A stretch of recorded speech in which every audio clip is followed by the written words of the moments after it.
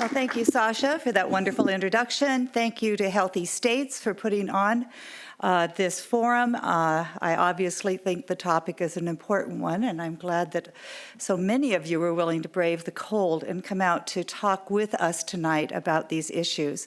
The information I'm going to be bringing to you tonight is not just what I think is true or what we at the Institute of Child Development think is true. I am part of a group that is actually housed at Harvard called the National Scientific Council on the Developing Child. It's a large group of neuroscientists and developmental psychologists, and we think we've put together the information tonight would be what 99% or more of developmental scientists and neuroscientists would agree is true. So I want to start my remarks in that context. We're going to talk about toxic stress tonight, but the real topic on the table is the importance of healthy early child or healthy child development for a sustainable state and nation.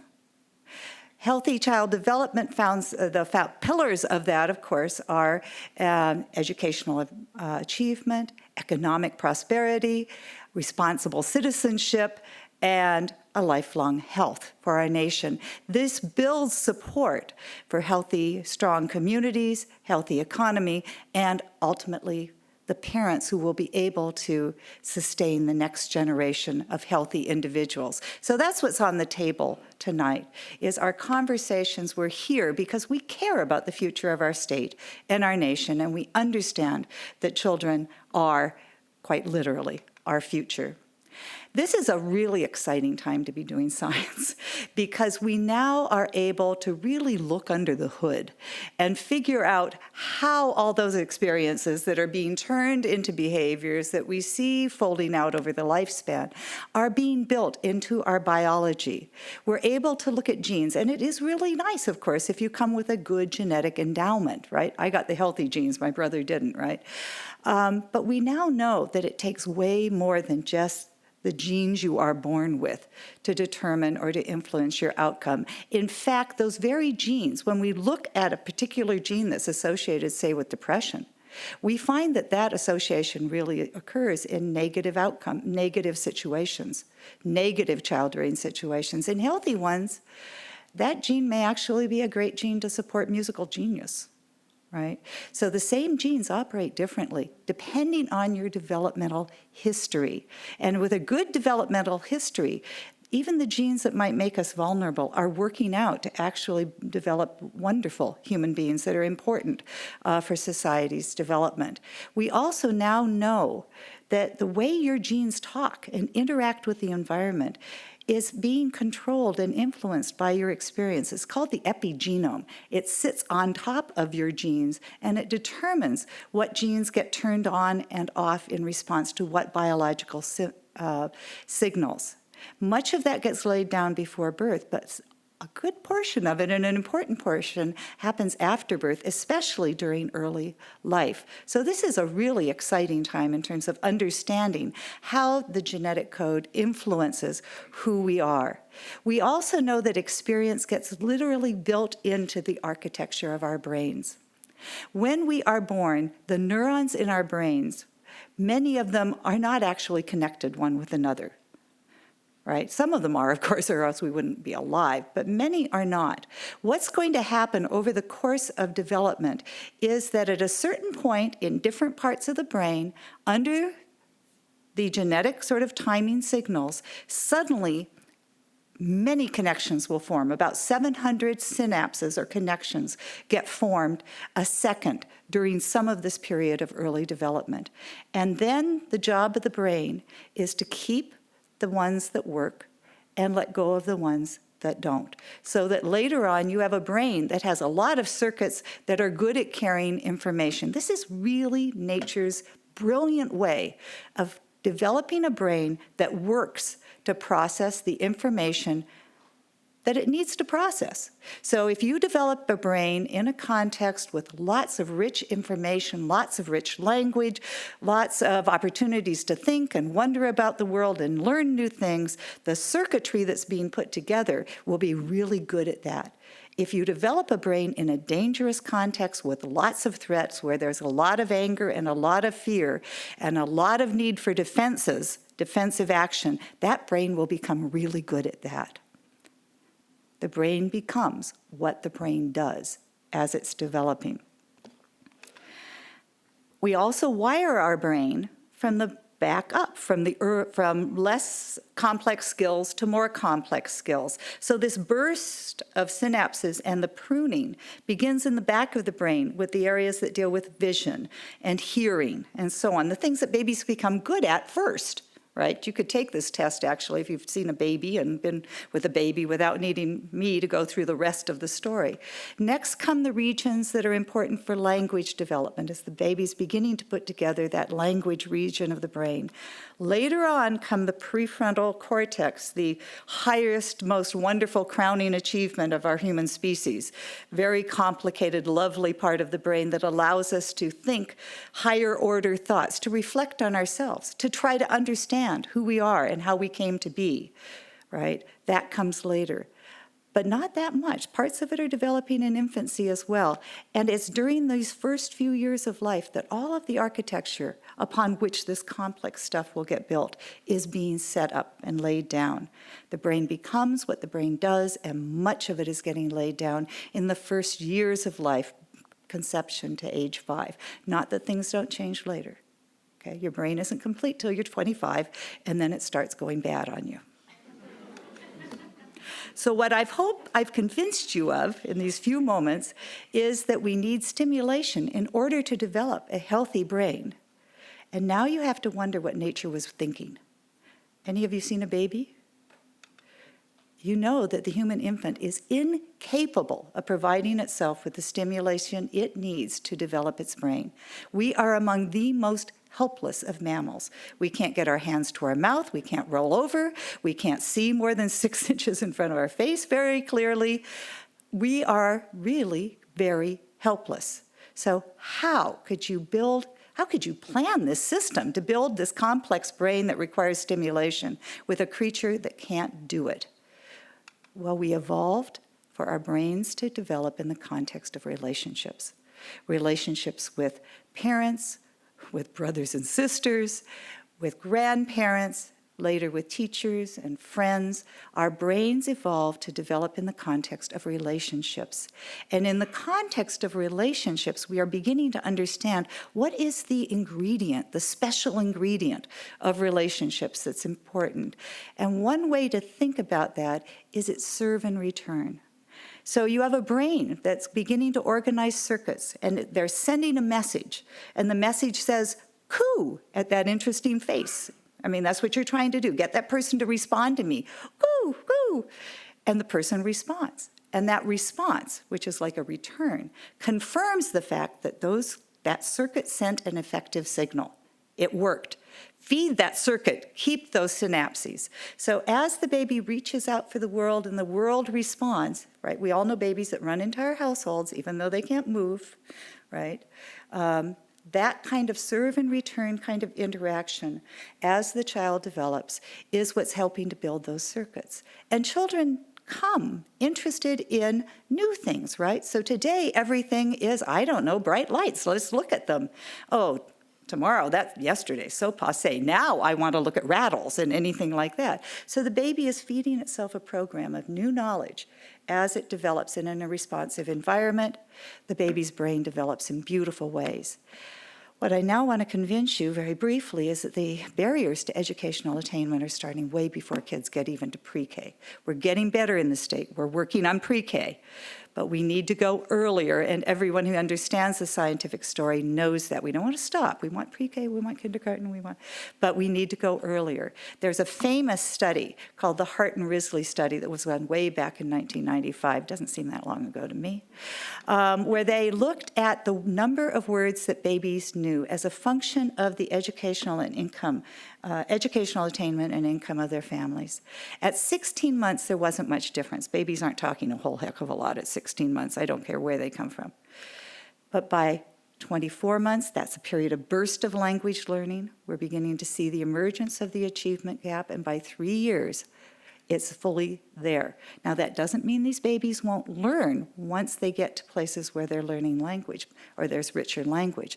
But what we learn depends on what we already know. Skill begets skill.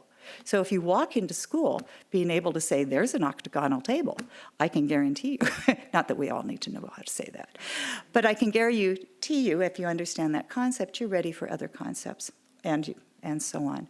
We also know that this is happening in the brain. It reflects the development of the brain, and we now have confirmation of this in a study that was done by Jamie Hansen over at the University of Wisconsin.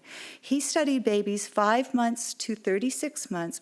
He was imaging them multiple times as they developed, and what he saw was no difference in the volume of the brain at 5 months. But between 5 months and 36 months, brain size began to track very much like what we saw in the Hart and Risley study.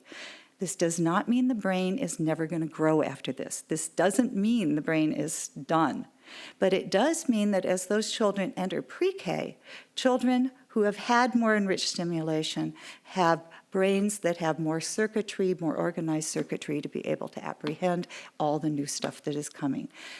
The achievement gap starts before pre-K, and we need to be working with families and children and supporting their development before that. So very quickly, the architecture of the brain is shaped by our experiences. Brain architecture develops in the context of relationships. Serve and return provides the experiences that literally build the brain. Skills beget skills.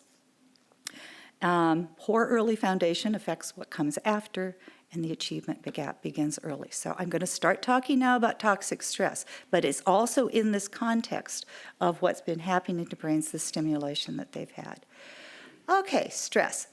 I absolutely do not want you to walk away from here thinking that we should prevent all stress in the lives of children. Very bad concept, because there is such a thing as positive stress. A little bit of frustration, a little bit of not getting your own way, a little bit of getting angry, falling down, hurting yourself, mounting brief bouts of stress responses, learning to regulate yourself, learning to calm down. This is all very, very good. We also talk about tolerable stress.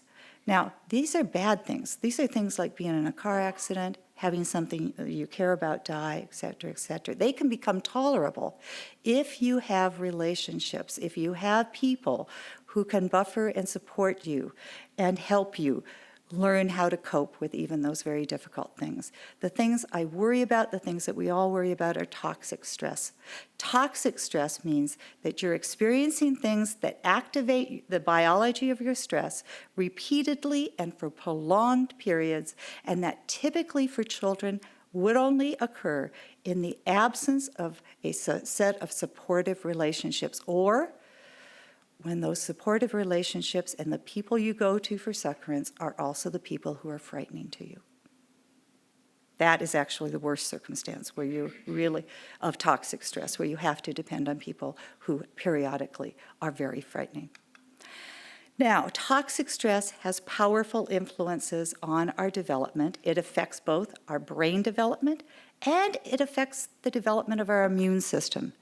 So I'm going to talk briefly about the immune system. The immune system is a very powerful part of our body, and it's a learning system. It learns about the world.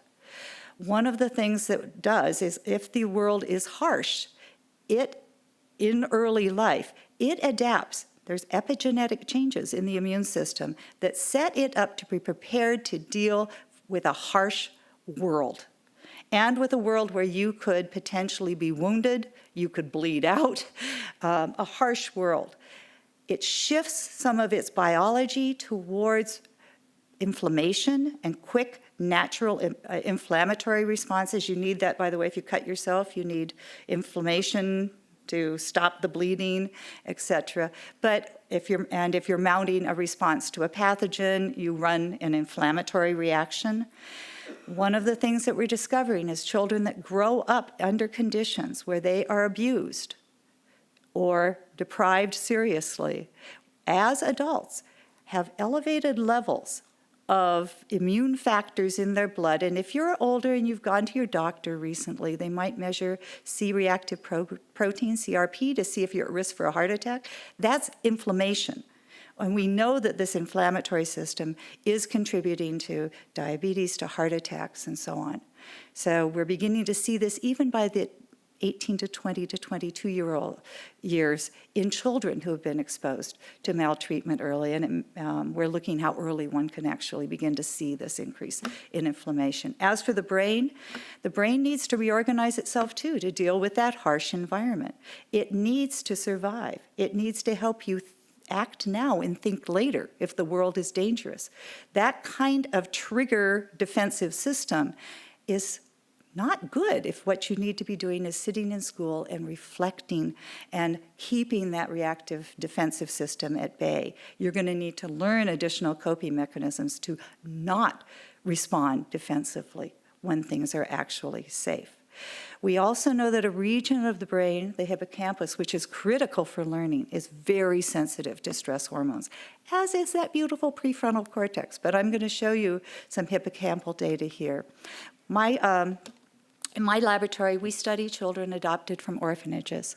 These children can tell us a great deal about what the impact of early harsh conditions are on children, early deprivation, lack of relationships, when that's followed by years and years in highly supportive homes where parents are doing everything they can think of to help those kids.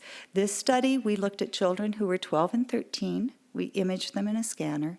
They'd been adopted on average by 12 months of age, though it ranged up to 5 years of age.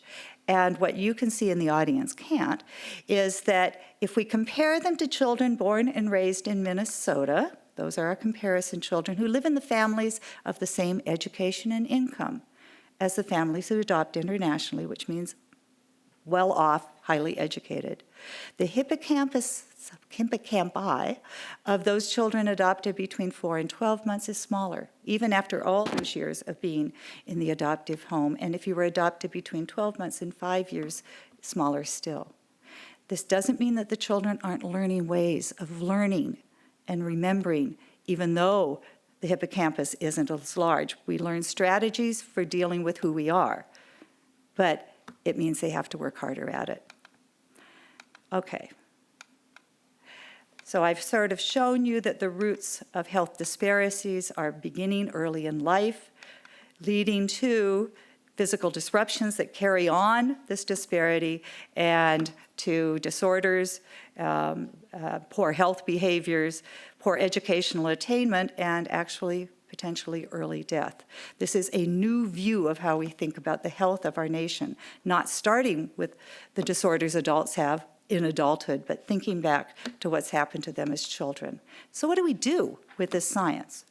Well, obviously, we work hard to get it right the first time. That's the best way and the cheapest in terms of the body and actually the cost to society. But we can also think about helping children build resilience. So how do we think about resilience and what builds it? You can think about resilience as like a teeter-totter, right? And on the left-hand side, if it tips that way, you tip into poor outcomes. And on the right-hand side, if it tips that way, you tip into good outcomes. And you have a fulcrum there that influences how easy it is to tip one way or the other. As we build up toxic stress experiences in children's lives, we're tipping that teeter-totter into poor conditions. Obviously, what we need to do is to build up what my colleague Ann Maston calls protective factors on the other side of that teeter-totter to help balance what children are experiencing. What are protective factors? They include things like at least one supportive person in a child's life, access to effective public systems like good public schools, good libraries, good places to go to exercise, YWCAs, YMCAs, these kinds of things, safe places to go play outdoors. These are protective factors in the lives of children. And as we build those protective factors up, we can actually influence the balance point in that teeter-totter. Now, some children are born with that balance point shifted in a way that it's easier to tip them into poor outcomes. They may be fearful and anxious temperamentally, and others may be more robust. But as we build up protective factors and good experiences, we can shift those fulcra around. And I think of that as actually building resilience into our communities. The more we build teeter-totters where the fulcrum are over on the side where it's easier to tip into good outcomes, the more you could stack hard life experiences. And we all know life is full of challenge. And there are very few people who don't get away scot-free, right? Bad things happen, and we want to build that kind of resilience into our children, our families, and our communities. Do not bubble wrap your children. I hope you remember that, because that won't move that fulcrum around. It will put it actually on the wrong part, and your kid, the first bad thing that happens, your kid will crumble, right? The recipe for resilient citizens is to reduce and limit as many toxic stressors as we can during childhood, increase supportive and protective factors for children and families, and as my friend Ann Maston and colleague says, this isn't rocket science, that part isn't. It's ordinary magic, what every kid needs to succeed, and don't overprotect children from the slings and arrows of typical development. There's more information on these websites that you can go to, and I'm really looking forward to hearing the conversation of the panelists. Thank you.